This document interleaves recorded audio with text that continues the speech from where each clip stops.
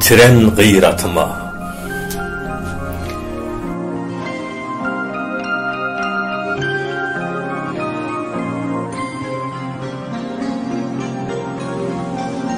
Ah gıyratım, qaydıp seni tapsadım. Erkin bile giyin sahrada çapsadım. Ağlab ingrab gıyrat deyip sözler men. Ilgab ayak izin gözler men. Ah gıyratım, sensin menin sıyratım. Ah gıyratım, savaşuni hayvatım. Gel gıyratım üstünlükten sözläli, yitip giden beyikligi gözläli.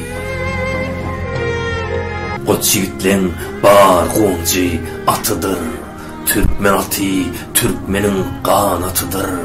Şalar menin qanatymy kessiler, gayratymy tutup dardan astılar.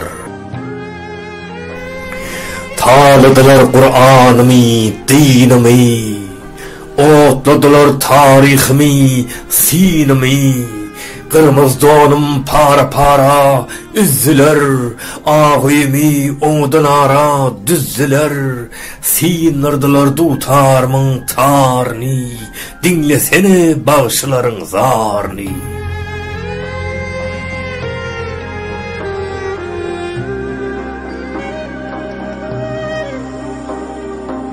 İlim bugün öz keşfine zar oldu. Gıyrat bugün dünya bana dar oldu. Gel gıyratım dağı düze çapayın, Eziz ağam gör oğlini tapayın. Gıyratsız gör çöller duman görner, Gıyratsız giyin dünya zınnan görner. Beğullerin yüzü qansız görner, Türkmenlerin düzü harsız görner. Gıyratımla coşkun tupan görersen, azatlıktan erkten nişan görersen. Gel gıyratım dağı düzü çapayın, Ah nerdesen, nerden gözläp tapayın.